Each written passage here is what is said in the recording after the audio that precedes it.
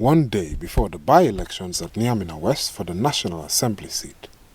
The whole area was relatively quiet, apart from a few locals taking care of the polling station, and a few NPP flags waving above the fence of the polling station.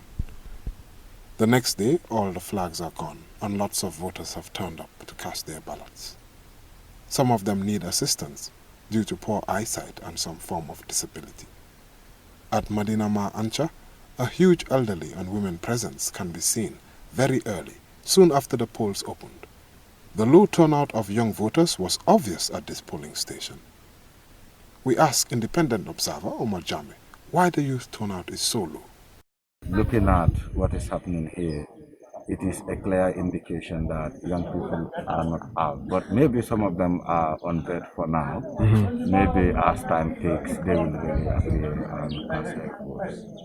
Yeah, I think this is a harvesting period. And looking at the other side here, you can see piles of peanut that are already being harvested, but I know they must also go under certain processes, and considering that time, I believe most of the young people are at the farm. So maybe, as I said earlier, as time ticks before noontime, we might see some young people, coming towards, casting their votes.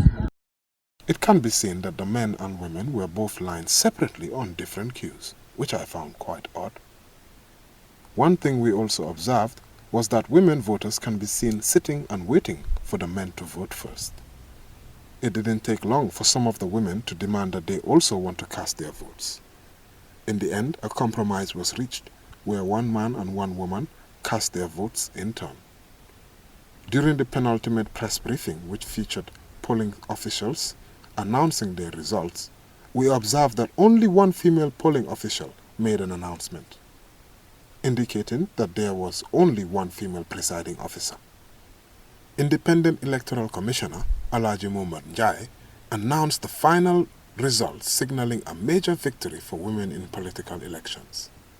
In Kerr, Jarga, 2 of the women candidates came first and second. Meanwhile, in Niamina West, the National People's Party won against their sole opponent in the Gambia Democratic Congress.